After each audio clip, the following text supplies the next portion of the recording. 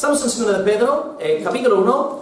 Acabamos hoy el capítulo y luego estaremos varios meses con capítulos 2 y 3 hablando sobre los falsos profetas y las falsas profecías. Así que va a ser un tema jugoso. Hoy acabamos pues con el primer capítulo dedicado al tema de la seguridad de la salvación y de ahí el coloquio el sábado que viene. El título del mensaje en esta mañana es El Espíritu habla hoy. El Espíritu habla hoy. 2 de Pedro 1, versículos 20 y 21. Así que voy a pedir a alguien que dé en voz alta 2 de Pedro 1, del 20 al 21, porfis.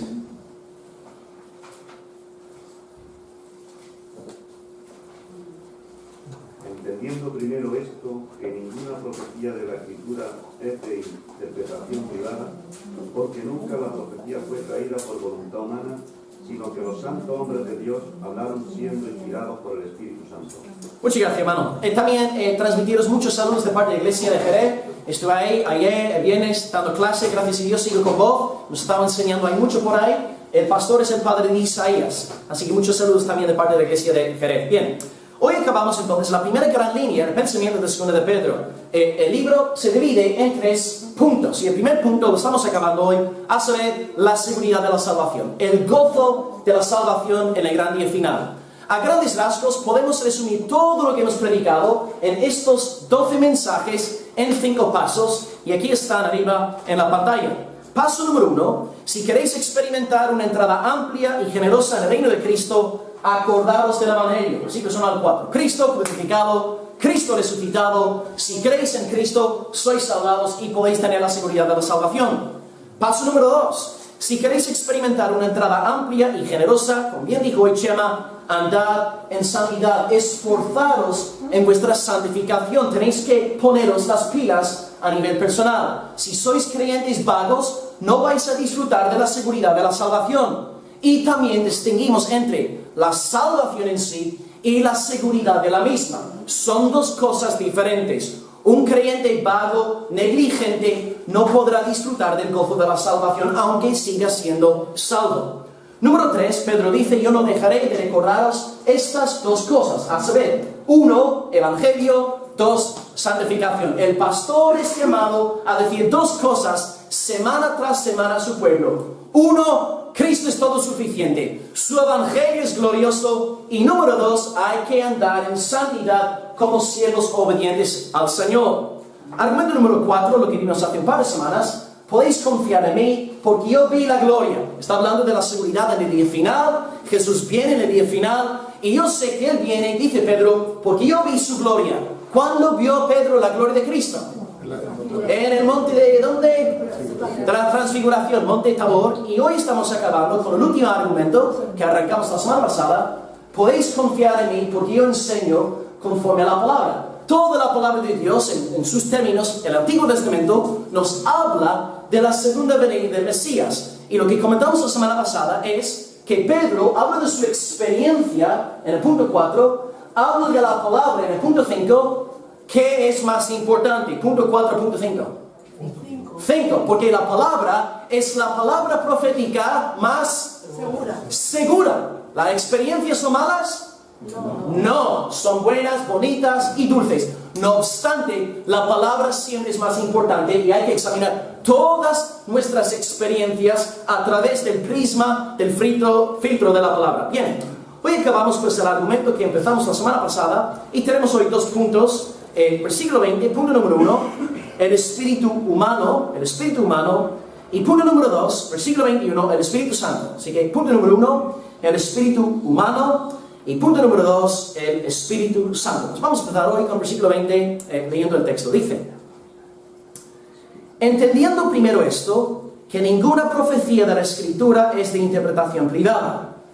Entendiendo primero esto, que ninguna profecía de la Escritura es de interpretación privada. Bien, en la historia de la Iglesia, este versículo ha generado un sinfín de interpretaciones. De hecho, Martin Lloyd-Jones llegó a decir que no hay otro texto en toda la Biblia que haya generado más interpretaciones diferentes. Hoy voy a compartir, para empezar, 2 interpretaciones con vosotras, 2 de las más populares, antes de proponer una traducción fiel al contexto de 2 de Pedro capítulo 1. La primera interpretación más conocida hoy en día es la interpretación romana, la de la Iglesia Católica Romana. Ellos interpretan el versículo 20 de la siguiente forma.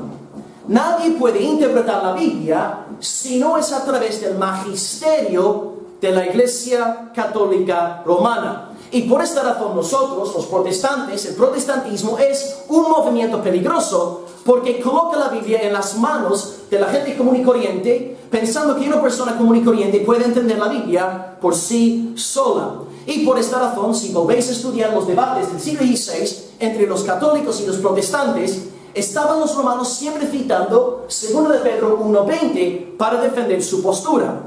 Hay que reconocer que en este sentido el Vaticano lleva algo de la razón. La mente humana es muy dada a las fábulas. Nuestra mente es muy perversa por naturaleza y de ahí el peligro de las interpretaciones subjetivas de la palabra. Y por esto necesitamos credos, necesitamos confesiones de fe, necesitamos catecismos y enseñar a nuestros niños catecismos con el fin de que interpreten bien la palabra del Señor, porque podemos equivocarnos.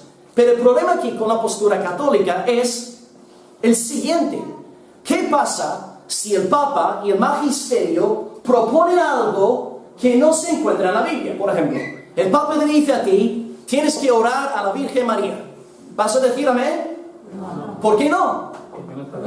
Porque la palabra prohíbe que busquemos otros mediadores. Si el Papa dice que existe un lugar imaginario llamado el purgatorio, o si el magisterio de la Iglesia dice que la salvación es por gracia y por obras, el creyente bíblico no puede someterse al magisterio de la Iglesia, ya que el magisterio está entrando en conflicto con la palabra. Y como bien observó Lutero en pleno siglo XVI, ¿qué pasa cuando los propios papas se contradicen unos a otros? Así que esta primera interpretación, aunque lleve algo de la verdad, hay una necesidad de ser bien guiado antes de leer la Biblia, es una interpretación incorrecta. Interpretación número 2. Ninguna profecía es de interpretación privada. Algunos que interpretan esta frase, también es una interpretación popular, diciendo que lo que Pedro está diciendo aquí es que los profetas no entendieron lo que estaban profetizando. Por ejemplo, 1 de Pedro 1, 10 al 12, dice claramente que los profetas indagaron y diligentemente inquirieron las cosas que el Espíritu de Cristo anunciaba en ellos. No entendían bien lo que estaban profetizando. Y sí, esto sí es cierto. Pero hermanos, 1 de Pedro 1 es un contexto, 2 de Pedro 1 es otro contexto totalmente diferente. Para hacer una buena lectura de la Biblia, para tener una buena hermenéutica, una buena interpretación de las Escrituras, hay que estudiar cada texto dentro de su contexto. 2 de Pedro 1 no es el contexto del 1 de Pedro. Sabemos muy bien, llevamos 12 semanas en este capítulo. Pedro está defendiendo la doctrina de la venida del Señor Jesucristo. Y si esta segunda interpretación fuese correcta, el argumento de Pedro no tendría sentido, porque Pedro estaría diciendo a la iglesia de Asia Menor lo siguiente: hermanos, podéis creer en la venida de Cristo porque los profetas no entendieron bien lo que estaban profetizando. Si el argumento no tiene peso ninguno, no tiene lógica, no tiene coherencia, por lo tanto esta interpretación tampoco puede satisfacerlos. Así que descartamos la primera interpretación, la romana. Descartamos la segunda, la que argumenta a partir de la ignorancia de los profetas. Hay más argumentos, pero estas interpretaciones son las más populares. La clave entonces es ser fiel al contexto. No hay que perder de vista el contexto cuando estamos leyendo un versículo bíblico. Todo lo puedo en Cristo. Hay que interpretar este versículo en su contexto. Esto no quiere decir que si tú saltas de un monte que vayas a sobrevivir. Tú tienes que interpretar este versículo en su contexto. Yo sé los pensamientos que tengo acerca de vosotros, pensamientos de paz y no de mal. Hay que interpretar este versículo en su contexto. No juzguéis para no ser juzgados. Hay que interpretar este versículo en su contexto. ¿Cuál pues es el contexto del versículo 20?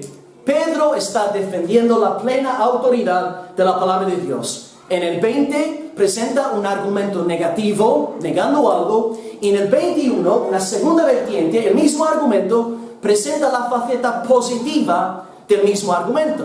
Así que el versículo 21 dice que la Biblia fue inspirada por el Espíritu Santo. Y por lo tanto en el versículo 20 está negando que la Biblia sea inspirada por otro espíritu, sea diabólico, sea humano.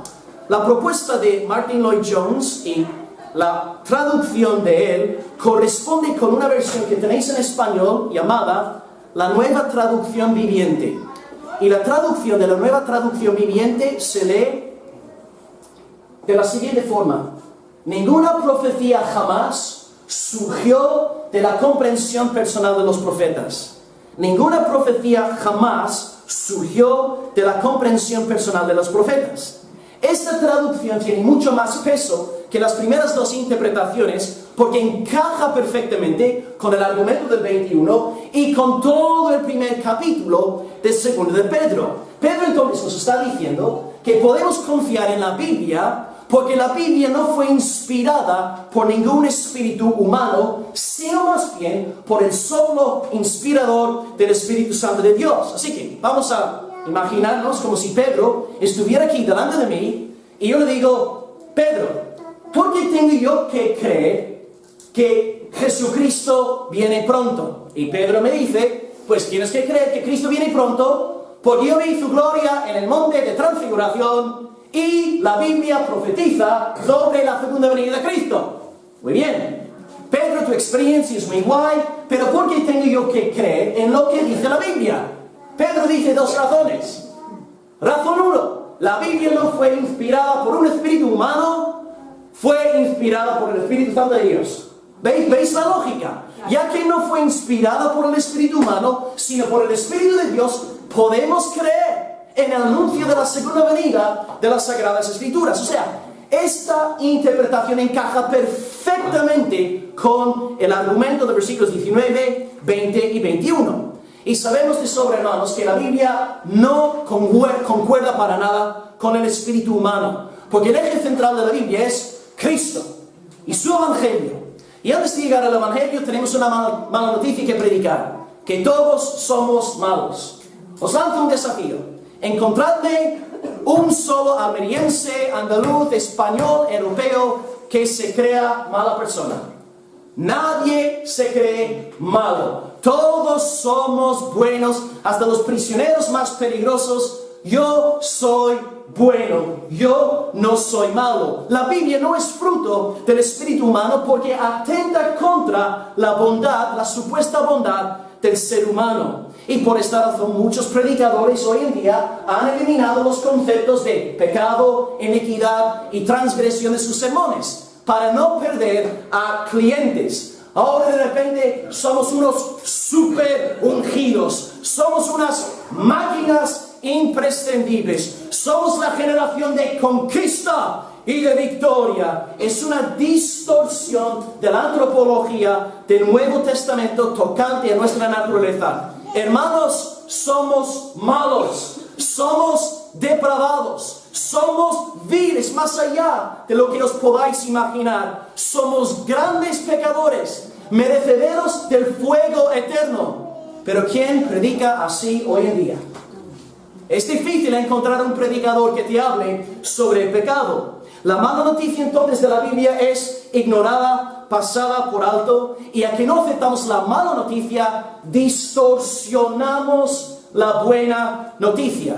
Antes, la buena noticia se trataba de Jesucristo, el crucificado, el resucitado, y en él está el perdón de los pecados. Pero ahora, el supuesto evangelio del siglo XXI se trata de que tú y yo seamos unos gigantes, unos héroes de la fe. En nuestra generación, pues, los mensajeros ya no hablan del Dios Todopoderoso, el Santo Soberano, el Dios que fue descubierto en pleno siglo XVII. Dios se ha convertido en una lata de Red Bull.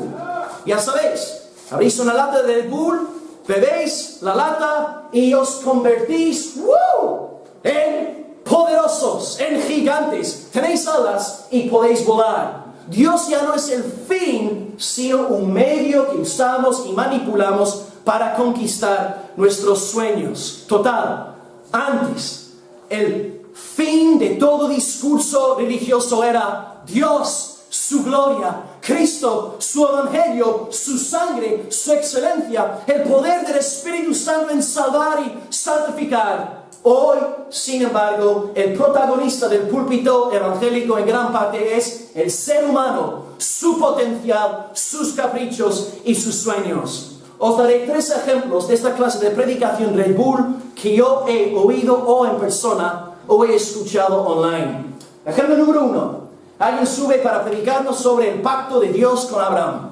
¿Qué aprendemos del relato? Que vamos a tener mucha descendencia espiritual. Ejemplo número 2. Alguien predica sobre David y Goliat. ¿Qué aprendemos del sermón? Que tú y yo somos David, campeones, poderosos sobre las artimañas del diablo. Ejemplo número 3. Alguien predica sobre los 3 amigos de Daniel metidos en el foso, en el horno de fuego. ¿Qué aprendemos del sermón? Que somos intocables, somos la generación de generaciones y nadie va a meterse con nosotros.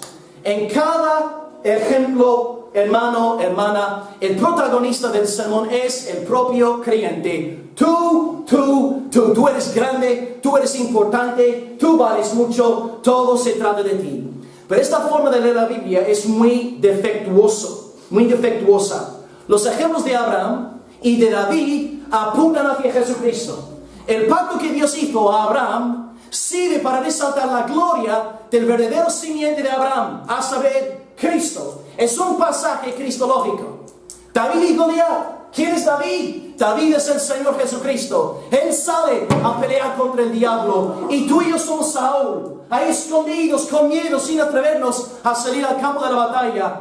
Cristo es el Hijo de David. Cristo es el conquistador. Es un pasaje cristológico. Y número 3, los amigos de Daniel. Se trata de la gloria del Dios soberano que libera a sus siervos de acuerdo a su santa y poderosa voluntad. Tenemos que erradicar de una vez y para siempre esta maldita clase de predicación Red Bull. Y por lo tanto, en vez de preguntarnos cuando leemos un texto bíblico, ¿cómo podría usar este texto para decir a la iglesia que son unas máquinas poderosas? Lo que tenemos que más bien plantearnos es la siguiente pregunta. ¿Qué me enseña este pasaje sobre Dios, su gloria, su Hijo Jesucristo, su evangelio, la belleza del Espíritu Santo de Dios? Tenéis aquí una cita del teólogo reformado y pastor también Carl Trueman que dice: hay que apartar las mentes de las personas en sí mismas y fijarlas en el Dios de la Biblia. Y vale la pena sopesar, como predicamos las historias bíblicas, para ver si estamos poniendo de veras el acento en el Dios que salva y no en los instrumentos que Él utiliza. Tenemos que pues orar para que Dios limpie los púlpitos, porque hay predicadores cristocéntricos que nos hablan de la gloria de Cristo sin cesar domingo tras domingo. La buena noticia, hermanos, en esta mañana no es que tú seas la caña. La buena noticia es que Cristo es el profeta de profetas, el sacerdote de sacerdotes, el rey de reyes, el que murió y resucitó poderosamente al tercer día. Él es Señor, Él es juez de jueces. El púlpito existe para la gloria del Señor Jesucristo. Cristo, Cristo, Cristo. La Biblia pues no surge a partir de un espíritu humano, porque todo lo que hay en el ser humano pervierte y tuerce la sana doctrina de las Sagradas Escrituras. Antes de seguir con el segundo punto, os pongo un ejemplo de un falso profeta en el Antiguo Testamento. En capítulos 2 y 3 vamos a trabajar mucho el tema de la falsa profecía y falsos profetas, pero aquí tenéis un ejemplo, un anticipo de lo que va a venir. Estoy sacando un ejemplo de Jeremías capítulo 28. En Jeremías 27, el capítulo anterior, Jeremías el profeta dijo al pueblo que iban a ir al cautiverio, que el rey Nabucodonosor iba a arrasar la tierra y por lo tanto los israelitas, los hijos de Judá, tienen que someterse al yugo de Nabucodonosor e ir con él al exilio. Pero en el capítulo 28, Ananías, un falso profeta, se levanta diciendo, en Jeremías 28, versículo 4, desafiando públicamente a Jeremías: así dice el Señor, yo quebrantaré el yugo del rey de Babilonia. Así dice el Señor, dijo el sinvergüenza, yo quebrantaré el yugo del rey de Babilonia. Además de refutar públicamente al verdadero hombre de Dios, Jeremías, rompió el yugo que Jeremías llevaba en los hombros. Y el pobre Jeremías salió avergonzado y humillado. Y después de salir, el Señor le habla a Jeremías diciendo lo siguiente, en Jeremías 28, 13 en adelante, ve y habla a Ananías, diciéndole, así ha dicho el Señor, yugos de madera quebraste, mas en vez de ellos harás yugos de hierro. Ahora oye, Ananías, el Señor no te envió, y tú has hecho confiar en mentira a este pueblo. Por tanto, así dice el Señor, he aquí, yo te quito de sobre la faz de la tierra y morirás en este año. Amén. Ojalá esto sucediese con todos los falsos profetas en nuestros días. Ananías habla rebelión contra la palabra del Señor y él muere. La profecía se cumple en aquel mismo año. La profecía, por cierto, de Jeremías se cumplió porque es un verdadero hombre del Señor. Ahora bien, tenemos un hombre que está predicando cosas dulces, Ananías, que está diciendo lo que el pueblo quiere escuchar. No pasa nada, no vais al exilio, podéis estar en paz y vivir en fiestas, bebidas y fornicación. Un mensaje dulce y agradable al paladar. Jeremías se levanta diciendo, vais a la cautividad, someteos a Nabucodonosor. Una lengua dulce, una lengua dura. ¿Quién era el verdadero profeta de Dios? La lengua dura. Ten cuidado con las lenguas dulces.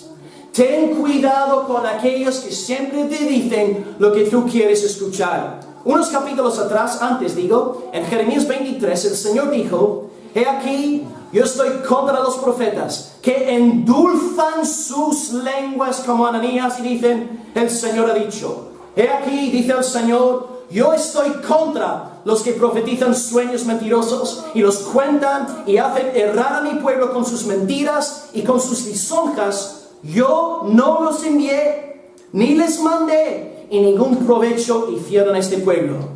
¿Cómo aplicar pues todo este primer punto a nosotros? Primer punto de aplicación, hermano, ten mucho cuidado con las lenguas dulces. Ten cuidado con aquellos que siempre te dicen lo que tú quieres escuchar. Estamos ahora moviéndonos en la esfera de aplicaciones generales y en cierto sentido nos sentimos cómodos, pero ahora una aplicación directa, concreta, esto ya duele más. Las aplicaciones generales no ofenden, no molestan a nadie. Aplicación práctica. Tú sacas tu móvil para llamar a un hermano tuyo, para hablar mal de un hermano en la congregación. Sacas tu móvil para hablar mal de un hermano en la fe a otro hermano. Primero, no estás amando al hermano a quien estás criticando, ya para empezar. Si aquel hermano te coge el teléfono y te escucha hablar mal de aquel hermano o aquella hermana en la fe, y te escucha con ternura y con dulzura y con interés, aquel hermano, aquella hermana está pecando contra el Señor y contra ti. Porque si de verdad te amase, te diría, obedece Mateo 18. Tú tienes algo contra tu hermano que tienes que hacer. Solos, cara a cara, hombre a hombre, mujer a mujer. Y también tú tampoco amas a aquella persona a quien estás llamando. Porque si tú de verdad amaras a aquella persona, no pondrías a aquella persona en una situación que podría llevarle a pecar. El verdadero amor bíblico siempre conduce a la santificación. Hermanos, tengamos cuidado con las lenguas dulces. Tengamos cuidado con aquellos que no nos corrigen. Otra aplicación para la iglesia. Varones mayores, tenéis una gran responsabilidad en esta iglesia. Vosotros tenéis que corregir y encaminar bien a los más jóvenes de la congregación. Hermanos mayores, vosotras tenéis una gran responsabilidad. Tenéis que invertir vuestro amor en las doncellas más jóvenes de nuestra iglesia y llevarnos a todos hacia una vida piadosa y santificada.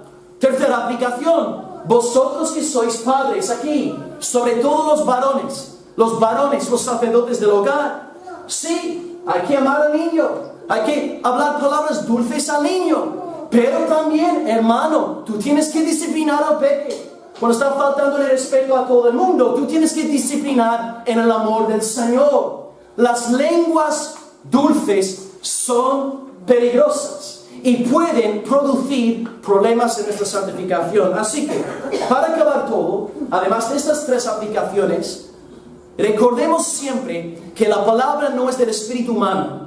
Porque si fuese del espíritu humano, la Biblia no diría ni la mitad de cosas que dice. Porque predica sobre el pecado y pone la luz del protagonismo en Jesucristo. Y también, como hemos acabado diciendo, que Dios nos libre de ser falsos profetas y que Dios nos libre de creernos más dulces que Dios, más misericordiosos que Dios y más buenos que Dios. Dios nos guarde de seguir las pisadas de Ananías. Seamos fieles al ejemplo de Jeremías. Ahora, punto número 2. En el primer punto hemos procurado presentar una traducción que encaje bien en el contexto. Y hemos dicho que en el versículo 20, la Biblia no es fruto de la creatividad humana, no es un producto del ser humano. Y ahora, Pedro sigue con el argumento del versículo 21, diciendo, versículo 21, porque nunca la profecía fue traída por voluntad humana. Y el por qué es importante, está explicando lo que ha dicho en el versículo 20. Así que si en el versículo 20, Pedro nos ha dicho que la Biblia no es fruto del espíritu humano, pues tiene sentido lo que dice aquí en el versículo 21, porque nunca la profecía fue traída por voluntad humana, sino que, aquí es el aspecto positivo del argumento, los santos hombres de Dios, como Jeremías, hablaron siendo inspirados, no por el espíritu humano, sino por el Espíritu Santo. Ahí está la diferencia. Pedro, ¿por qué puede creer en la autoridad de la Biblia?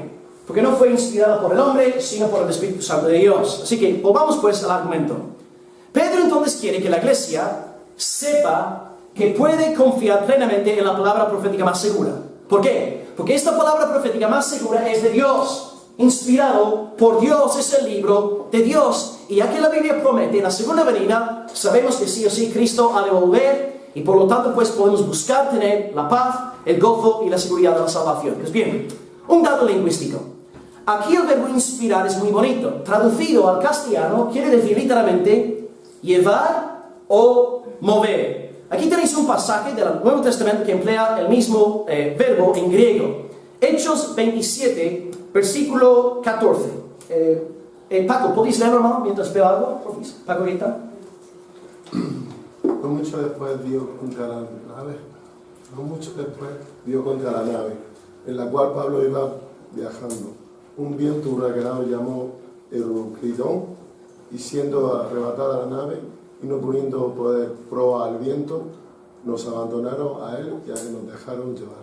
Ok, Paco, ¿cuál expresión aquí piensa usted que corresponde con inspirar de 2 Pedro 1:21? Y pista, está en cursiva. Está en cursiva. ¿Alguien? Nos dejamos llevar.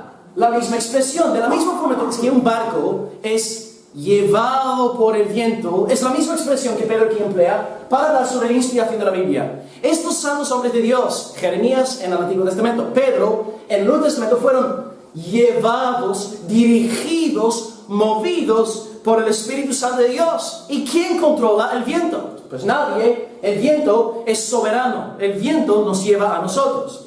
La Escritura, pues, es un libro de Dios, inspirado por Dios. Y por esta razón Jeremías puede profetizar cosas con precisión. Y no solamente en la muerte de Ananías, que sucedió aquel mismo año, Jeremías pudo profetizar de cosas que iban a suceder 500 años más tarde.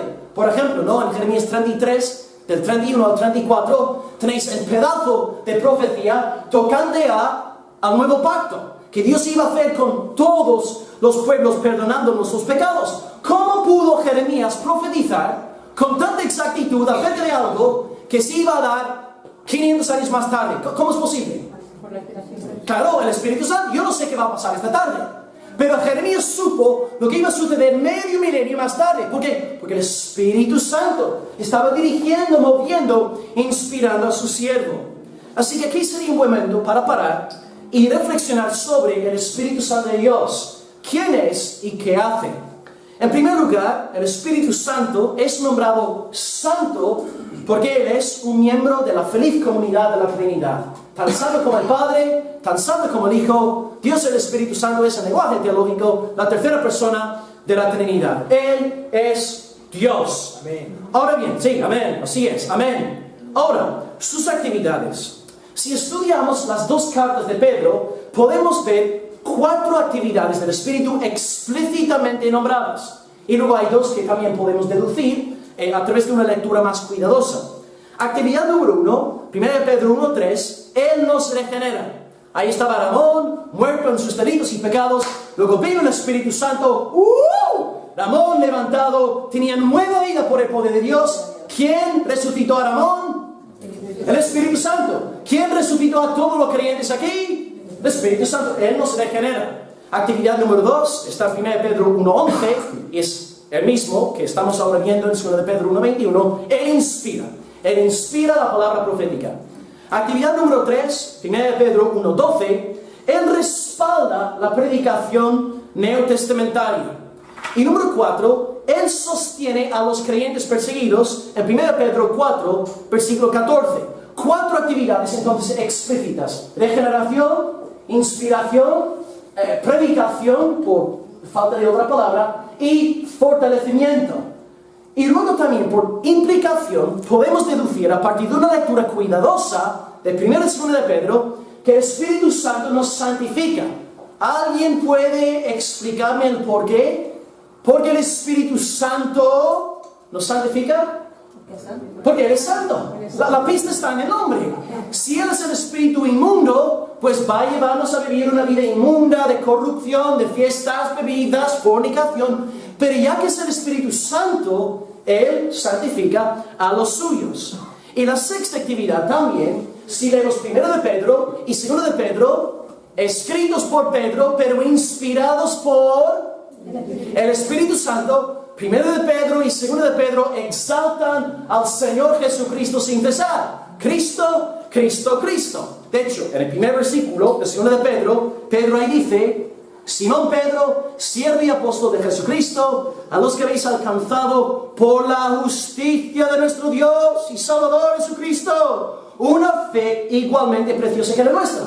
Pedro arranca dando toda la gloria a Jesucristo. Es su justicia la que compró nuestra fe, nuestra salvación, nuestra regeneración, nuestra santificación, nuestra glorificación, nuestra recompensa eterna. Pedro arranca glorificando al Señor Jesucristo. El Espíritu Santo siempre da toda la gloria al Señor Jesús. Y si tú tienes ojos para ver, incluso puedes estudiar un libro más oscuro de la Biblia, por ejemplo, Levítico, y puedes leer Levítico y ver a Jesucristo.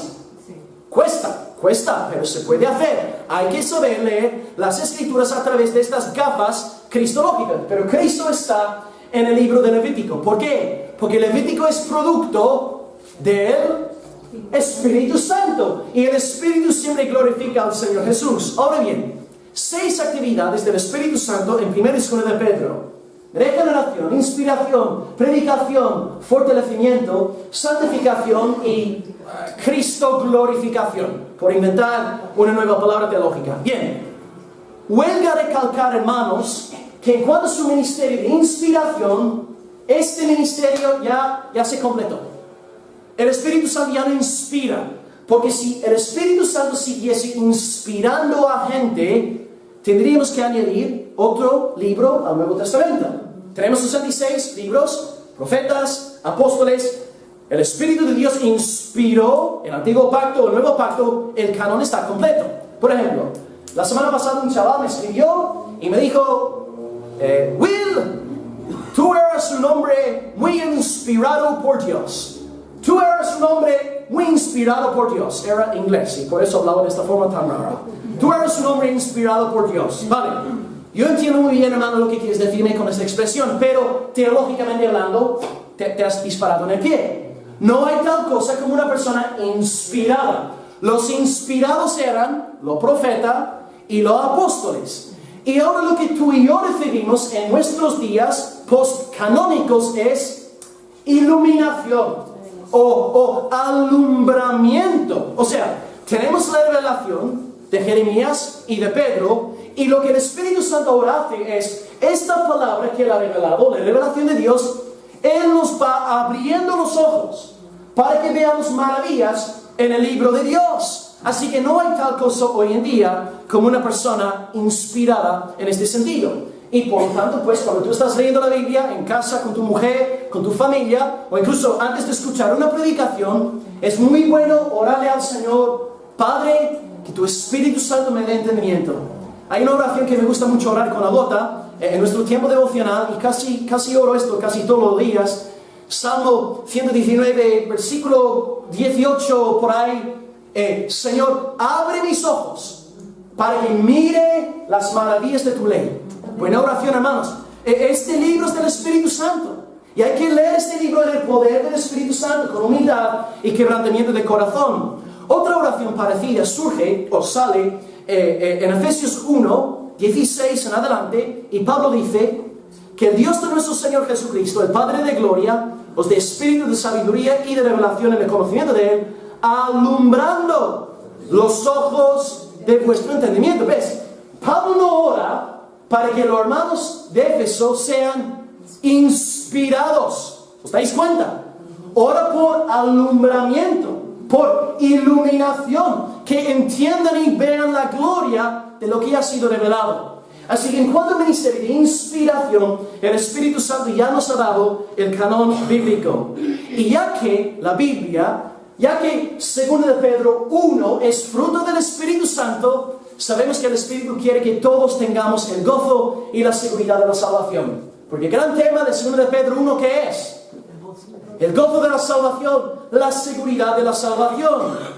Y el versículo más importante en 2 de Pedro 1 es versículo 10. Y bueno, también el 11. Dice, por lo cual, hermanos, tanto más procurad hacer firme vuestra vocación y elección, porque haciendo estas cosas no caeréis jamás, porque de esta manera os será otorgada amplia y generosa entrada en el reino eterno de nuestro Señor y Salvador Jesucristo. Así que Dios inspiró a Jeremías, Dios inspiró a Pedro, Dios inspiró el canon bíblico para que tú confiases en Cristo y para que tú tuvieses la seguridad y el gozo de tu salvación. Así que, hermanos, esto corresponde muy bien con un pasaje que leemos de Pablo también en Efesios 4:30. Él dice ahí, no contristéis al Espíritu Santo, con el cual fuisteis sellados para el día de la redención. El Espíritu Santo resucitó a Ramón, salvó a Ramón, selló a Ramón. ¿Y hasta cuándo está sellado Ramón? Para siempre, hasta que vuelva el Señor. Él está sellado. No obstante, aunque él ahora puede tener la seguridad de la salvación y el gozo de la salvación, sabiendo que ha sido sellado por Dios, dice Pablo, no contristéis al Espíritu Santo. La única persona que puede contristar al Espíritu Santo es aquel que tiene el Espíritu Santo de Dios. Así que, por un lado, sí, podemos ser sellados por el Espíritu, pero esto no quiere decir que estemos andando en el gozo, ni tampoco en la seguridad de la salvación. Esta es una verdad triste y sombría, pero como hemos visto en nuestras exposiciones, un creyente apático, apagado, perezoso, vago, tal creyente no puede disfrutar del gozo, ni tampoco de la seguridad de su salvación. ¿Por qué no? Porque nuestro Padre no es negligente, nuestro Padre nos disciplina, y Dios no quiere que ningún hijo suyo disfrute del gozo de la salvación si está pasando por alto los mandamientos del Señor, si no está andando en obediencia al llamamiento celestial. Ahora bien, es verdad que en una congregación local hay personas con personalidades más abiertas, expresivas, gente más sociable, y puede esconder mejor esta tristeza que hay por dentro, ya que el espíritu está apagado. Pero bueno, podemos engañar al pastor, podemos engañar a los hermanos, pero Dios no puede ser burlado. Y por lo tanto, si tú estás en este estado, sí, eres sellado, eres salvado por la gracia de Dios, tú vas al cielo sí o sí, pero no estás andando en el gozo de la salvación, porque estás descuidando los medios de la gracia. No estás prestando atención a la palabra, ni en tu casa, ni aquí en público. La oración para ti es un aburrimiento, y pensar en ir a un culto de oración congregacional te parece peor que la muerte. Tú buscas cualquier pretexto para no estar con los hermanos, y por lo tanto verás en tu vida que estás perdiendo batallas constantemente contra el pecado. No estás andando en la plenitud, en el gozo, en la seguridad de la salvación. El Espíritu Santo está contristado. Y lo más triste y trágico de esta enfermedad, hermano, hermana, es que nosotros somos los culpables. Es una enfermedad autoimpuesta. Esta mañana estaba con Chloe y me levanté a las 5:30 esta mañana, no podía dormirme. Y tenía la peque en mis piernas, y ella estaba llorando porque quería estar conmigo, así que la pongo ahí en las piernas, y luego como no estaba cómoda la niña, iba alejándose de mí para ponerse cómoda. Pero luego cuando se dio cuenta de que estaba al otro lado del sofá, y me vio a mí, empezó a llorar. ¿Por qué? Porque quería estar con papi. Y yo, claro, como no tengo un corazón de piedra, ¿qué hago? Mi hija está llorando, está lejos de mí, ¿qué voy a hacer? Pues la cojo, es mi hija, la amo, es de mi sangre, ¿no? Y de la misma forma con Dios. Dios es muy tierno, Dios es muy misericordioso y muy amoroso. Pero si estamos nosotros alejados de Él, hermano, Dios te ha dado todo lo que necesitas para ser santificado. Dios te ha dado el Espíritu Santo. Dios te ha dado la Biblia, Dios te ha dado el Evangelio de Jesucristo. Si tú te encuentras alejado en una situación de mortandad espiritual, tú eres el culpable. Y si no tienes la seguridad de la salvación, no vale la pena llamar al pastor. Mira, pastor, no tenga la seguridad de la salvación si tú sabes que no te estás poniendo las pilas a nivel personal. Esfuérzate en las cosas de Dios, sirve al Señor, ama a Dios, alaba a tu Señor. Y hoy tú, si estás en este estado, puedes hacer la siguiente oración al Señor. Padre, perdóname por haber amado más las cosas de este mundo que tu gloria, que tu voluntad. Lo siento muchísimo por mi estado apático, Señor, mi estado espiritual tan bajo, Señor. Cuando tú me has obsequiado todo lo que pertenece a la vida y a la piedad, Señor. Me has preparado un banquete, Señor, y aquí estoy alimentándome de algarrobas. Amado Dios, yo no tengo el gozo de la salvación. Sí engaño al pastor, sí engaño a los hermanos, pero Señor, delante de ti no puedo burlarme, Señor, de ti. Señor, por favor, devuélveme el gozo de la salvación. Señor, te pido perdón, Señor. Me arrepiento delante de ti y te alabo por la sangre de Jesucristo que me lava y limpia de todo pecado. Hermano frío, tu única esperanza es el Evangelio de Jesucristo. Pon tu mirada una vez más en la sangre eficaz derramada en la cruz. Si tú eres un cristiano y estás frío, vuelve al Señor en esta mañana. Clama al Señor, pídele perdón al Señor. Y otra palabra de aplicación. A lo mejor aquí en esta mañana hay hermanos y lleváis meses, tal vez años, en un estado constante de una espiritualidad totalmente abatida y decaída. Estáis por el suelo. Y quiero que sepas algo en esta mañana. Tú estás como estás y quiero que tú entiendas muy bien, tu Padre te ama.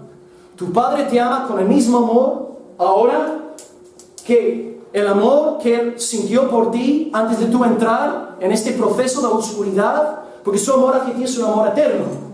Pero muchas veces Dios permite que pasemos por esto con el fin de que nos arrepintamos y con el fin de que nos volvamos a Él.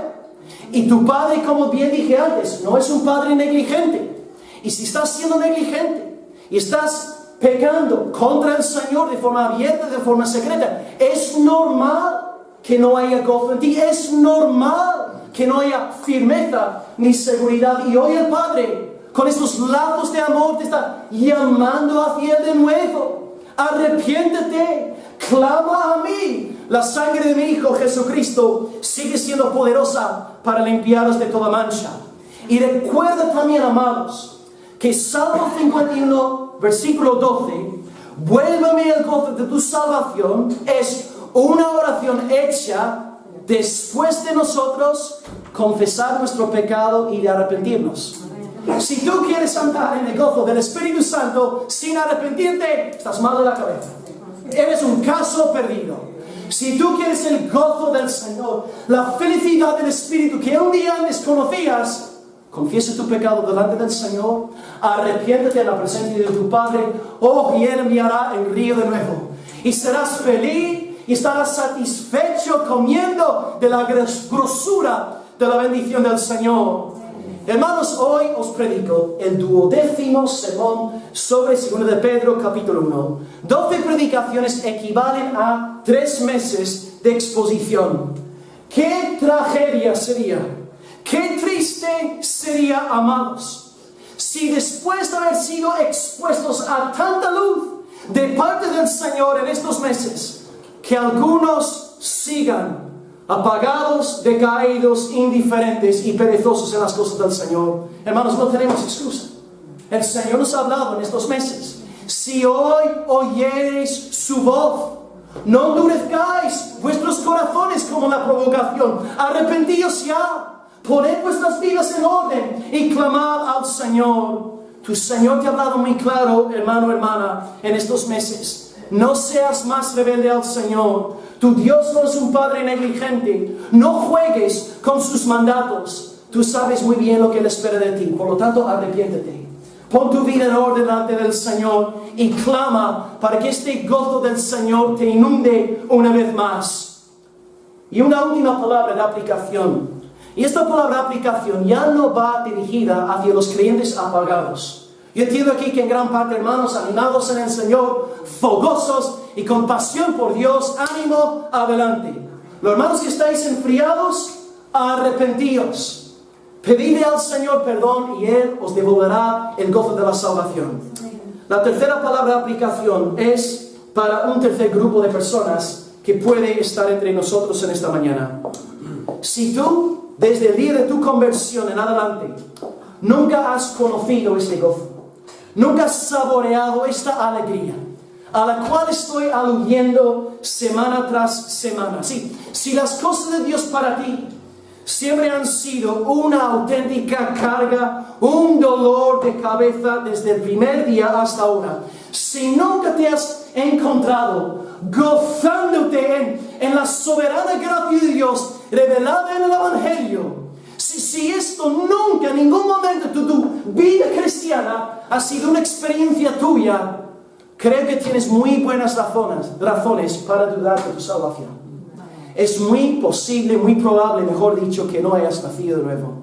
Porque todos los cristianos, por más maduros o menos maduros que seamos, siempre hemos experimentado alguna medida del gozo del Espíritu Santo de Dios. Hay un afecto por Dios en nuestra alma. Porque el fruto del Espíritu es amor, gozo, paz. Amor hacia Dios, hombres, paz, seguridad de salvación y gozo. Si lo que os estoy predicando en estos meses no corresponde con vuestra experiencia cristiana, os animo a hacer un buen autoexamen, incluso hoy mismo al acabar el culto, luego en casa. Y también tengo una noticia feliz para todos vosotros. A lo mejor sois miembros de la iglesia de General Luque. Tengo una buena noticia. Hay una cura para tu enfermedad espiritual. ¿Y sabes cuál es? El Evangelio de Jesucristo.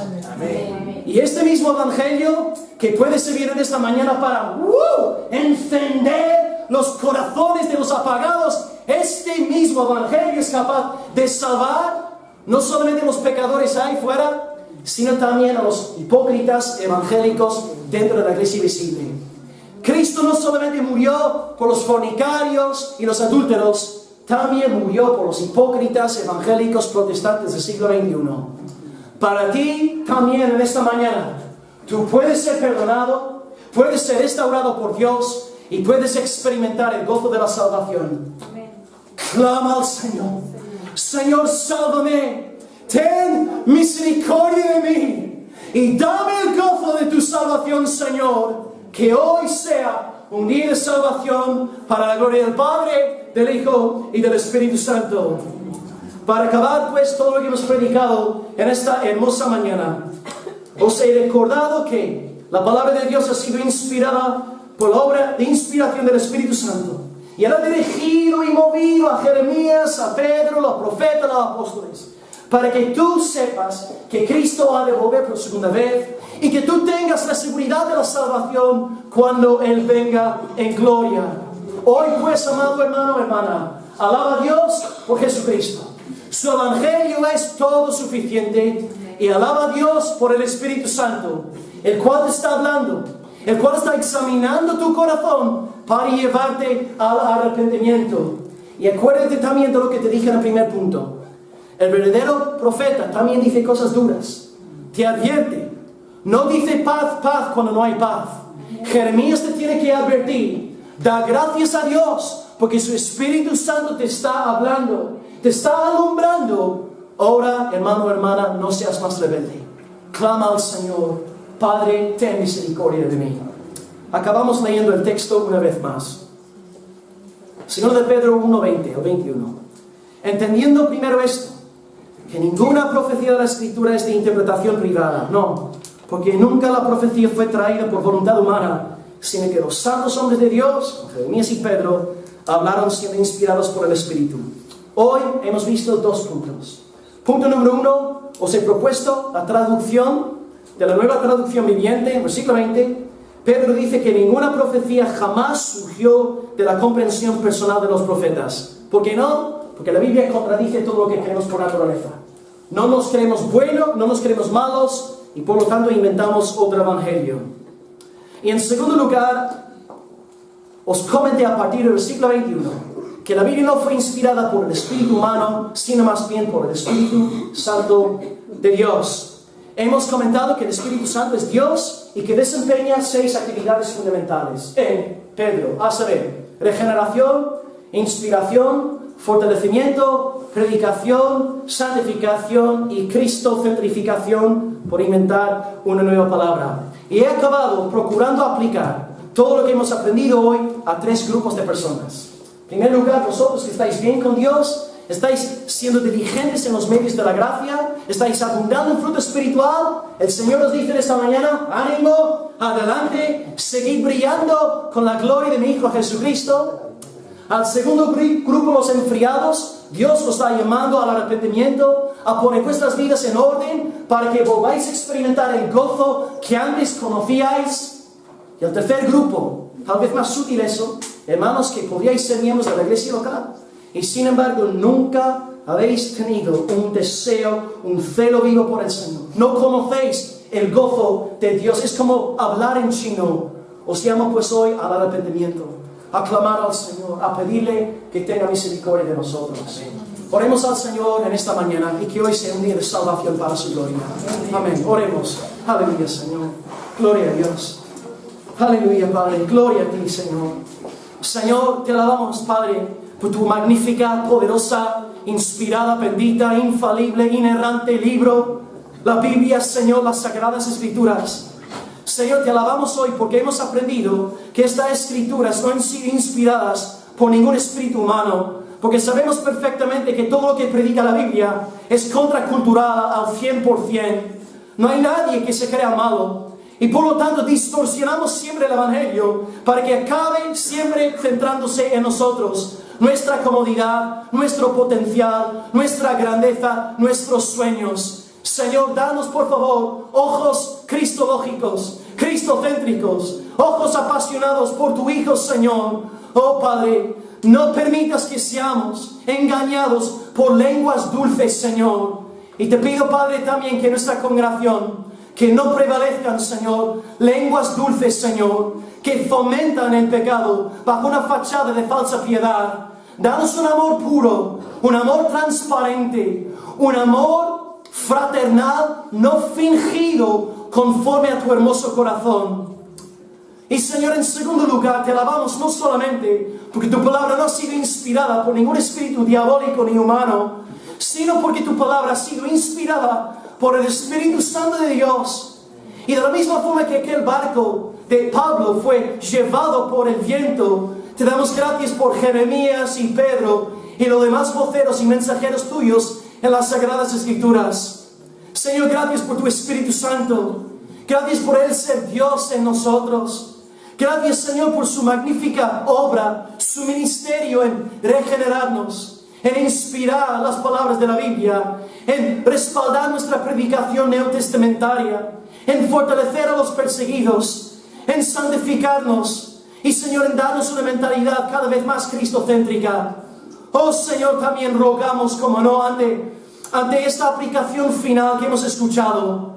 Señor, pido, Padre, que todos los hermanos aquí en esta iglesia, que en estos meses están gozándose en la plenitud de la alegría del Espíritu Santo, en la seguridad de su salvación, Señor, sigue permitiendo que ardan para tu gloria, Señor, que brillen, que resplandezcan con tu luz, como faros en medio de gran oscuridad.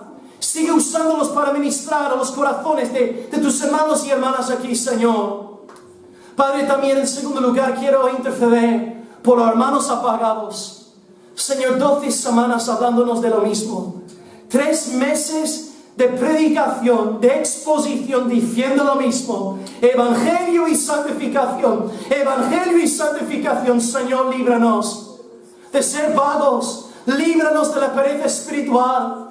Líbranos de tomar los medios de la gracia, tanto privados como públicos, a la ligera. De buscar cualquier pretexto para no estar con las Escrituras, ni en la oración, ni con tu pueblo. Señor, reprende en amor a los enfriados y que se arrepientan, Señor, para experimentar una vez más lo que pidió el salmista, la plenitud del gozo de la salvación. Señor, vuélvenos el gozo de la salvación, perdónanos. Confesamos nuestra tibieza delante de ti, Señor, pidiéndote por misericordia y restauración y renovación. Y Señor, en tercer lugar, más solemnemente, aquellos, Señor, que tal vez profesando ser creyentes, tal vez incluso miembros de la iglesia, pero nunca han conocido tu gozo, nunca han experimentado el poder del Espíritu Santo, nunca han experimentado el Espíritu de Cristo. Señor, te pido que tú también envíes tu Espíritu de regeneración en sus corazones, alumbrando, iluminando los ojos de su entendimiento, para que vean que su única esperanza en vida y en muerte es Cristo crucificado y resucitado. Oh Señor, estos hermanos muertos, Señor, resucítalos para tu gloria, y que brillan y resplandezcan, Señor, y que sean referentes aquí en la iglesia visible y ahí fuera. Oh Señor, bautiza tu iglesia aquí en el gozo del Espíritu Santo. Haz que bailemos, que cantemos, que nos alegremos en tu presencia como los becerros de la manada. Oh Señor, danos del vino. Danos, Señor, de tu manantial en esta mañana. Queremos beber de ti, Señor. Tenemos sed de la plenitud de Dios vivo. Aquí estamos como ciervos sedientos y te pedimos que tu Espíritu Santo sea derramado en nuestros corazones, Señor. Y llévanos, Señor, hacia la santificación, a buscarte, a serte obediente, Padre, y a permitir que tú pongas, Señor, la ley, que tú, Señor, dirijas nuestras vidas y no nosotros. Amén. Te amamos, Padre, y te pedimos que hoy en Almería y más allá, que sea una gran día de salvación, en el cual muchas almas sean añadidas a tu iglesia, conforme tu santa, poderosa, irresistible y soberana voluntad. En el nombre de Cristo oramos. Amén y amén. Gloria al Señor.